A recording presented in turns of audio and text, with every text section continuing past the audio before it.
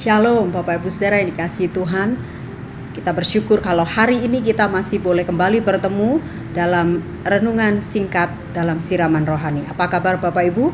Saya berharap kita sekalian tetap dalam perlindungan dan pertolongannya melewati hari-hari yang sudah kita lalui sampai pada hari ini. Mari sebelum kita mendengar firman Tuhan secara singkat, saya rindu kita sekalian berdoa terlebih dahulu untuk mohon pertolongan dan pimpinan Tuhan tentunya. Mari kita berdoa. Bapa dalam surga, terima kasih untuk saat ini, jam ini, dimanapun kami berada.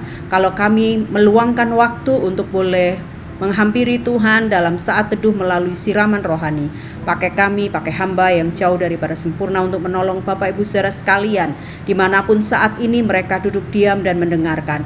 Kiranya kebenaran firman boleh jadi berkat buat kami dan tetap boleh menjadi tuntunan buat langkah hidup kami. Terima kasih Tuhan, dalam nama Tuhan Yesus kami berdoa. Amin. Bapak Ibu Saudara yang dikasihi Tuhan, saya ingin mengajak kita sekalian membaca satu ayat dalam Yohanes 15 ayatnya yang kelima. Yohanes 15 ayat yang kelima, demikian bunyi firman Tuhan, "Akulah pokok anggur dan kamulah carang-carangnya. Siapa yang tinggal di dalam aku dan aku di dalam dia, ia berbuah banyak.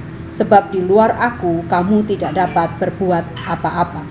Bapak Ibu Saudara yang dikasihi Tuhan, Yohanes 15 ayat kelima tadi sudah jelas menggambarkan kepada kita sekalian bahwa Tuhan menyatakan ketika engkau, kata firman Tuhan, ada dalam pokok anggur yang benar, aku di dalam engkau, engkau di dalam aku, maka janji firman Tuhan di situ dikatakan bahwa kita akan berbuah lebat. Sebaliknya, kalau tidak ada di dalam dia, maka jelas di sana sudah dikatakan bahwa di luar kamu, engkau di luar aku, kamu tidak bisa berbuat apa-apa. Tidak ada yang bisa kita lakukan kalau kita tidak ada di dalam dia, begitu, di dalam Tuhan. Nah, Bapak Ibu Saudara yang dikasihi Tuhan, memasuki hari yang baru yang Tuhan sediakan. Bahkan ketika memasuki tahun ini, kita semuanya mungkin 1, 2, atau 3 di antara kita sekalian membuat sebuah keputusan baru, mengingat hari yang lalu dan kemudian kita masuk di momen yang baru, di tahun yang baru. Tidak menutup kemungkinan ada di antara kita yang kemudian menuliskan sesuatu yang ingin kita capai, yang kemarin mungkin belum kita capai. Ini bicara sebuah tekad.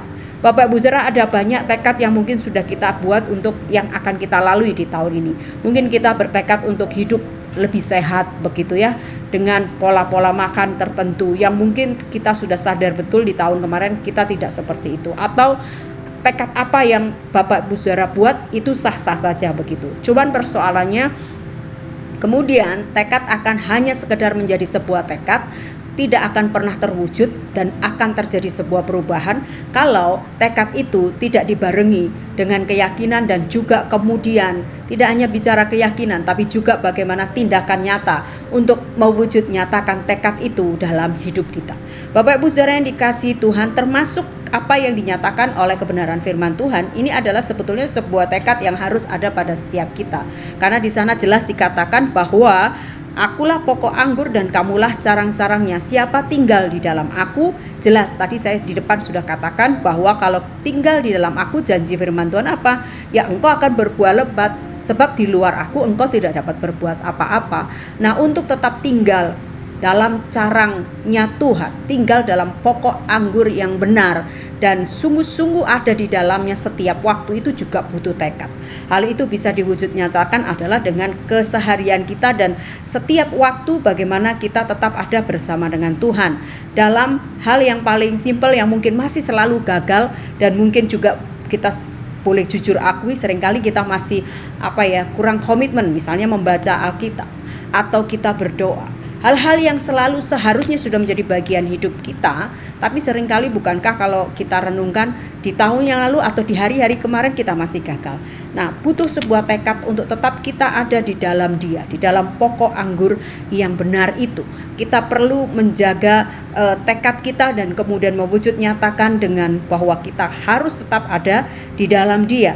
Bapak Ibu Saudara, dalam Filipi 4 ayatnya yang ke-13 dikatakan di sana, di dalam Filipi 4, mari kita buka bersama-sama. Filipi 4 ayatnya yang ke-13 berkata demikian, "Segala hal dapat kutanggung di dalam dia yang memberi kekuatan kepadaku.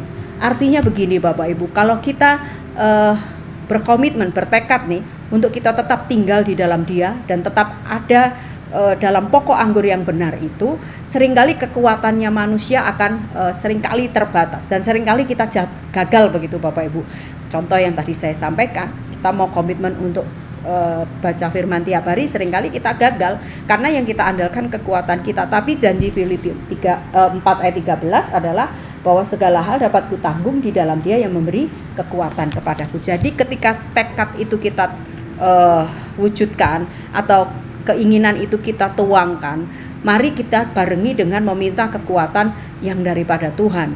Sebab secara manusia seringkali kita pasti itu lagi gagal, kemungkinan untuk kita lalai itu terlalu banyak. Tapi kalau kita minta Tuhan terus kasih kekuatan tiap waktu, maka tekad kita untuk mengikut Tuhan lebih baik daripada yang lalu itu akan terwujud atau nyata begitu di tahun ini, supaya yang tahun kemarin kita nggak bakal keulang kegagalan kita dalam mengikut Tuhan dan kita tinggal di dalam Dia dengan benar begitu. Nah Bapak Ibu Saudara yang dikasih Tuhan, kiranya kebenaran singkat ini boleh menolong setiap Bapak Ibu Saudara sekalian. Mari kita tetap ada di dalam pokok anggur yang benar dan kita ini jadi carang-carangnya. Dan siapa janji firman Tuhan sekali lagi yang tinggal di dalam Dia, sungguh-sungguh ya tinggal di dalam Dia, tidak sekedar formalitas, maka ia akan berbuah lebat.